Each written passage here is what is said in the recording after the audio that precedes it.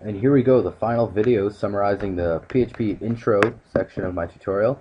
Is PHP right for you? I'm going to match you up and see if you can make the final conclusion yourself that PHP is the language that you wish to learn, you want to seek out. If that's the case, that's awesome. But like I said, I'm not here to shove ideas down your throat. I want you to consider it yourself and continue based on what you think, because I'm helping you develop your skills, not enforcing my skills on you. So ask yourself a couple questions here. I'll put them on the page so you can see them. That'd be nice, right? So ask yourself, where does my interest belong in the programming world? For example, what are you interested in? You can't spend a lot of time in working on a programming language, especially that you don't like. So what do you want to do with programming? And what are you working on with it? What are you interested in? Do you like web design or do you like web programming? There's a big difference. For example, if you want to make a nice looking website with design, PHP is not what you're looking for. I would suggest you go look for CSS, HTML. Those are a couple references. For example, if you're doing software programming, you can do Java, C++, or there's tons of other languages, Python, Ruby, Perl, what just goes on and on, right? But you need to know that because you don't want to dive into something that you don't like.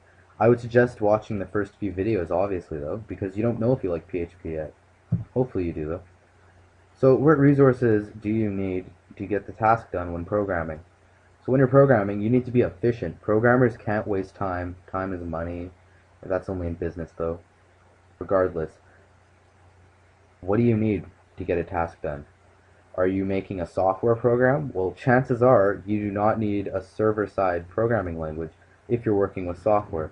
There may be a small chance, but it's usually not like that. If you're doing a hardware language, no, you don't need PHP. So you need what's going to get the task done, and don't just randomly pick up a language because, oh, I like the name. It doesn't work like that. You need to be greedy in a way and say, what is this going to get me? And you need to choose it based on that. How much time are you able to invest? Ask yourself that. How much time do you have? Are you a grade 12 student busy with work, trying to keep up with class, get grades up, graduate, move on with life, succeed your younger brother who's passing you by the minute? Ask yourself that. Do you have enough time to work on an advanced language? Or do you want to work on a language step by step, incrementally? Well, PHP would definitely be a good one if you have decent amount of time, a lot of time, little time. PHP gives you that opportunity, so that's a benefit right there. And do you know others who are using the same language? I'm talking about friends, family, pets, relatives, whatever. Anyone that you know that happens to do PHP. That's very useful because you don't want to be a lone programmer in your basement who's doing everything on his own. It's nice to have friends. And whether or not you think you're antisocial as a programmer, you need to have people to hang out with because it's always good to, especially with programming, you need to bounce back ideas.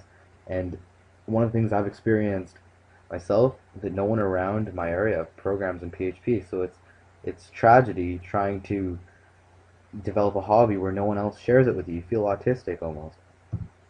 And who suggested that you learn the language? Was it your neighbor who's a firefighter and doesn't even know what a computer is?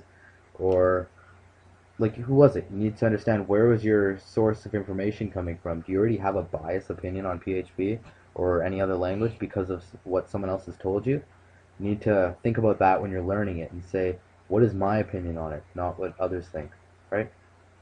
Alright, so all of these videos talking about theory and getting you ready, we're moving on to the next section now. I hope you are ready for this because things are going to get exciting. I'm going to help you set up a workstation, get a local server ready, or whatever type of server you want. I'm going to explain all that in the video coming up.